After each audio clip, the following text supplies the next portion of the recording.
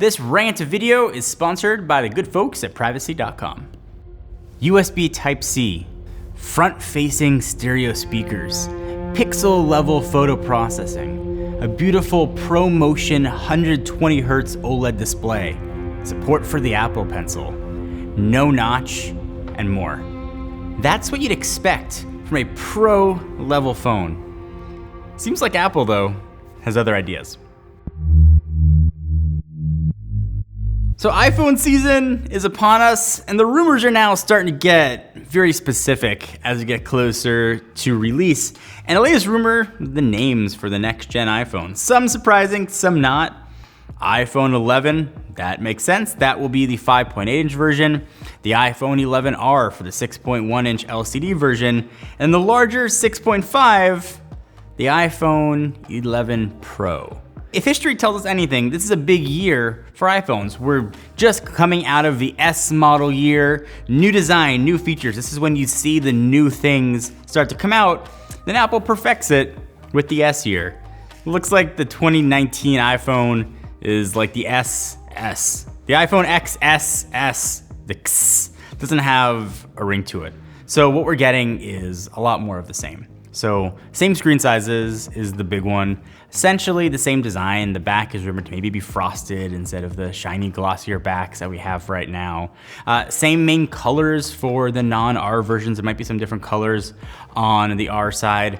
The big change appears to be the processor bump, so going from 12 to 13 with obviously improved specs. iOS 13, which will come to most modern iPhones. And then a triple camera setup on the 11 and the 11 Pro, and that's different. That is something that adds a lot of value, but it kind of feels like a Me Too play from Apple. That's what the competition has. That's what people are expecting their phone to have. So yeah, kind of like a regular sensor, it's on the wider side. You'll get an ultra wide and then you'll have the telephoto. There's been some rumors maybe the bigger phone may have a time of flight sensor, but that hasn't been substantiated yet. Every rumor that we've heard is that the camera sensors in the two phones, the 11 and the Pro, will be exactly the same. So also things coming to the iPhone 11 and the 11 Pro. Improved front-facing camera, a jump from 7 to 12 megapixels. That's certainly nice. Should see improved Face ID. The notch size should remain the same. Bilateral wireless charging, meaning you can charge something else from the back of your phone. Hopefully a little faster than 5 watts, but that is sort of yet to be determined. And also kind of oddly, features look to be removed from the next generation iPhone. 3D Touch should be going away in place of haptic touch that we've seen on the iPhone XR. I really like 3D Touch. I think if haptic touch got a little more love, it could fill in nicely. But now you're removing features from a device and then kind of having the audacity on top of that to call it Pro. What I would expect from a Pro level phone, either some combination of all of this or some of it. So front-facing speakers for better audio would be really nice. I love a headphone jack. I know that one's not gonna come. Pixel-level photo processing. That's another one I think has to come to the iPhone, especially a pro-level phone. Pros can maybe use it as a professional camera. I know a lot of folks use their Pixel for photos that they are going to use and put up in their house or send to clients. That's nothing else I would expect. 120 Hertz, beautiful ProMotion OLED display. That's a professional feature. Apple's got that technology available. I'd expect that to be in the phone.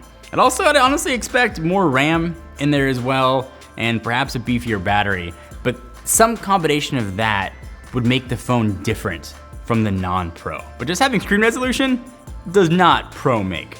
And I think one of the big things missing from these phones is USB Type-C. That would have added pro-ness. When Apple switched from Lightning to USB Type-C on the iPad Pro, they talked about a pro user, what a pro user could do with that new port. Monitor connectivity, being able to use the Apple Pencil, third-party accessories, more widely available flash storage options. Those are all the things that you'd expect from a pro device.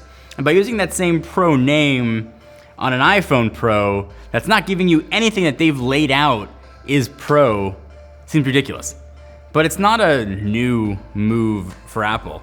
If you say a word enough, it starts to lose its meaning. And I think for Apple, that's what the word Pro has done. It doesn't mean anything anymore.